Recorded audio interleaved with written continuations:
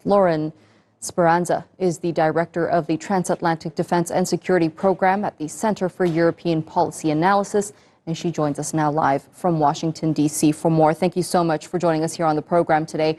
Now, we are aware that NATO is worried of the potential use of nuclear weapons and, of course, a spillover of the conflict into a member state like Poland. What can we expect to come out of this meeting that they're expected to hold tomorrow? Well, thanks so much for having me. There are really four things that I think are the goals of this summit. The first is really to keep up the show of unity. The alliance has shown remarkable solidarity so far in the face of Russia's invasion of Ukraine. But the longer that the war wages on, the more difficult it is to keep allies all on the same page about what to do. The second goal is really to commit to providing more assistance to Ukraine. So that will come in both the form of military aid, but also humanitarian assistance. And I think the alliance will look to make a more long-term commitment rather than just ad hoc deliveries, which we've seen so far.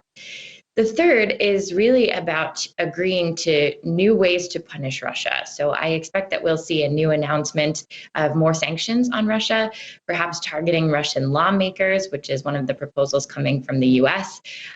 Although this will be increasingly difficult given Europe's energy dependence on Russia. So I think part of the discussions will be about how to reduce Europe's dependence on Russian energy.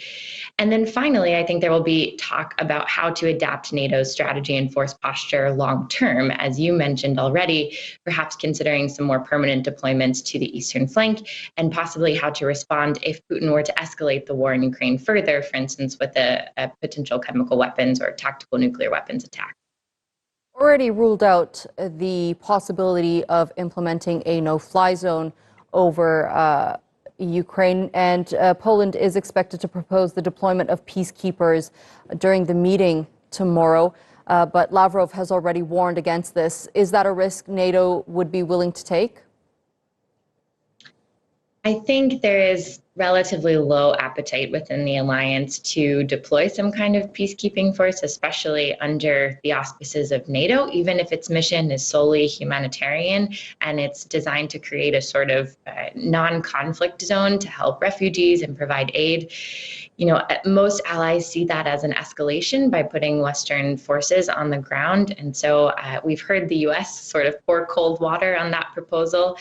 So I think it's up for discussion, but I doubt that we will see approval of that through NATO. Zelensky says he's willing to give up joining NATO if Russia stops its offensive. Why does Russia see NATO as a major threat to its security to go to the extent of starting this conflict in Ukraine?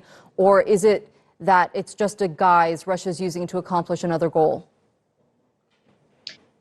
Right. Well, it's clear that this conflict was never really about NATO. NATO was the excuse that Russia used, but this is about the entire security order in Europe and about Russia's place in the world and Vladimir Putin's desire to gain back what was formerly its sphere of influence and to increase Russia's standing on the world stage, to gain back territory and essentially go back to empire building. And it does not believe that Ukraine should exist as a sovereign state. And so all of these things underpin Putin's decision to undertake the war.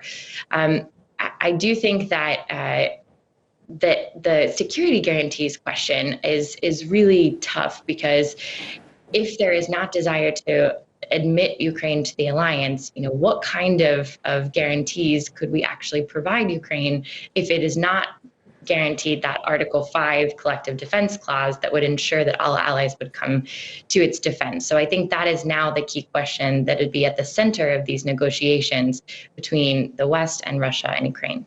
You mentioned sanctions, Lauren. How divided in opinion do you think member states are when it comes to sanctioning, particularly Russian gas and oil? Because that's where the money's at. Right. Well, there has been remarkable unity on sanctions so far. And I think the package that the West has issued is sort of at about a 7 or 8 out of 10 on the scale of sanctions. And it was implemented very quickly. So the West ought to be commended. Both the United States and European allies and partners, and even countries beyond Europe, have joined in on these sanctions. So I think there is a high degree of support across all of the allies for the most part. As you said, I think the major flashpoint going forward will be the energy question, especially, we've seen reluctance for Europe, especially to ban Russian oil and gas imports, which Europe needs. And if they are to agree to those bans, what we could see is an energy crisis on the continent, which would send energy prices soaring worldwide and would create a much more dire situation. So, now the task is, and there are some allies that are more keen to explore these options than others, but now the task is to figure out how do we offset Europe's need, whether that comes from additional American resources or other countries that do not rely on Russia's supply. All right, Lauren Speranza, thank you so much for that outstanding analysis. It was a pleasure speaking to you. Thanks so much for having me.